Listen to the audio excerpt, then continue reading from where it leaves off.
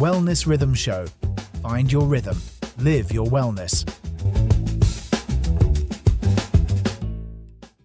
Y'all, let me tell you about last Tuesday.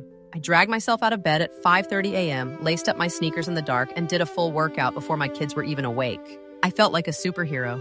Then Wednesday hit, and I couldn't move until 8 p.m. to exercise. And I went to bed wired at midnight, wondering what I had done to myself. Right. And that experience you just described is actually at the heart of some genuinely fascinating research right now.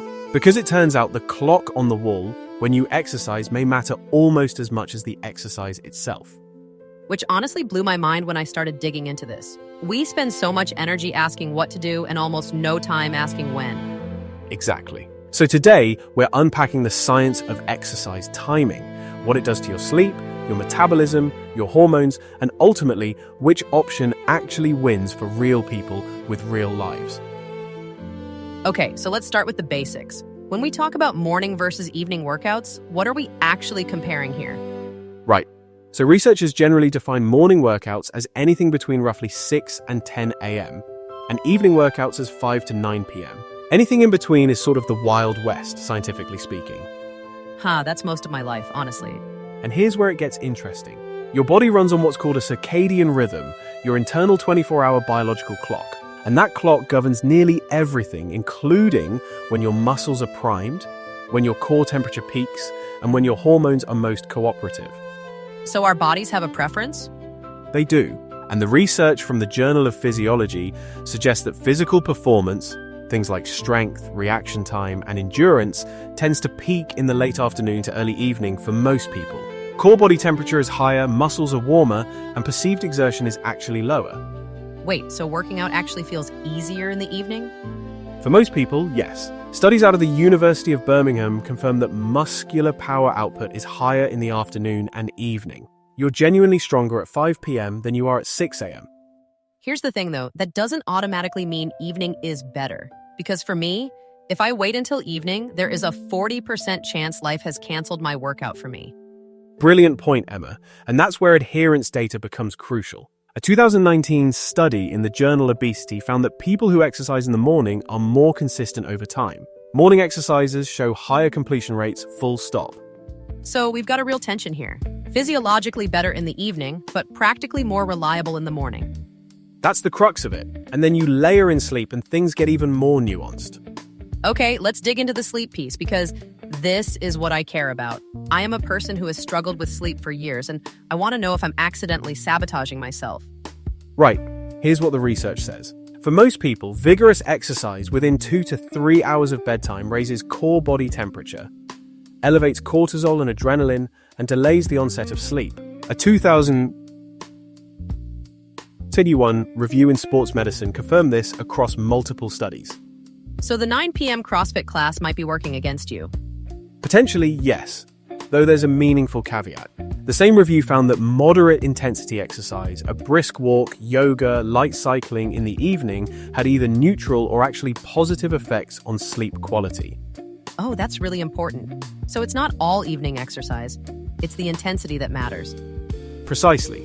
And morning exercise has its own sleep benefit. A study published in Vascular Health and Risk Management found that morning exercisers spent more time in deep sleep and had lower blood pressure at night compared to afternoon or evening exercises. Y'all, that deep sleep stat is no joke. Deep sleep is where your body actually repairs itself. Absolutely. And this brings us to metabolism, which is the piece I personally find most compelling. Yes, tell me everything. So, there's research from the Karolinska Institute in Sweden suggesting that morning exercise, particularly before breakfast, may activate genes related to fat metabolism more efficiently. Fasted morning cardio essentially tells your body to burn stored fuel. Okay, but I've also heard that evening exercise builds more muscle. Is that true?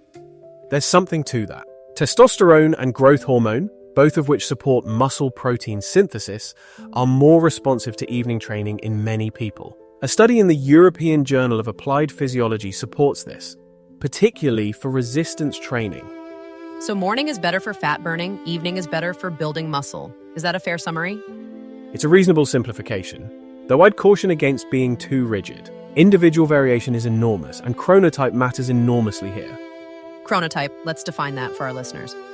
Good catch. Your chronotype is your genetic predisposition to being a morning person or an evening person.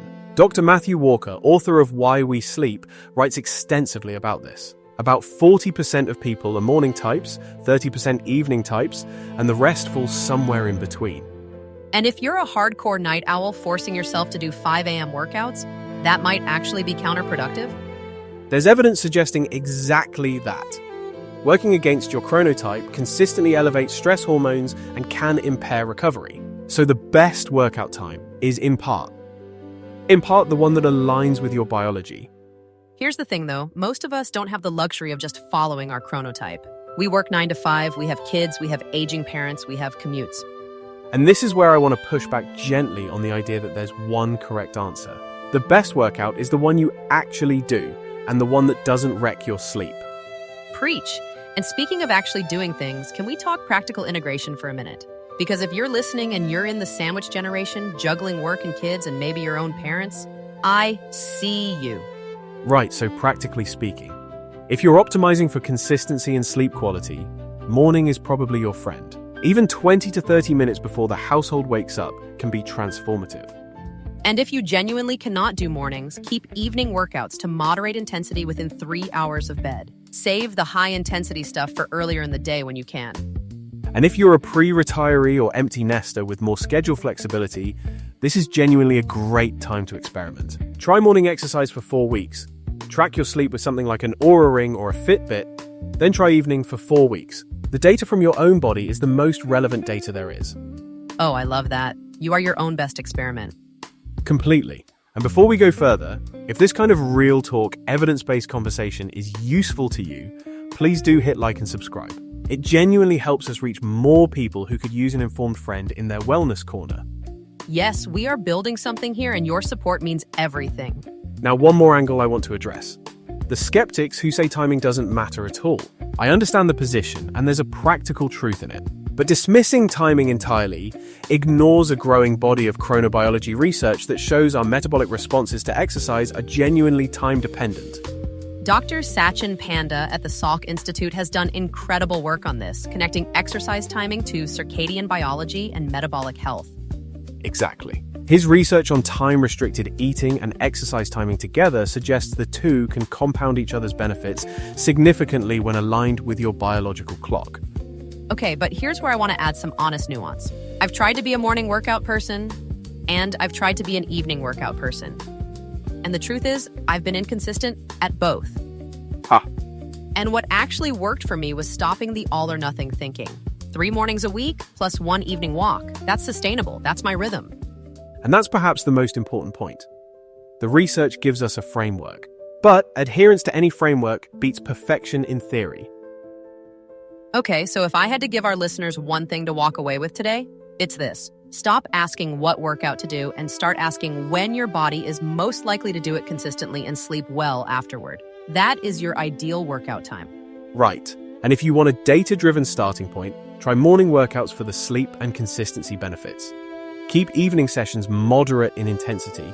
And if you have the flexibility, experiment and let your own body tell you what works. The science is a guide, not a rulebook.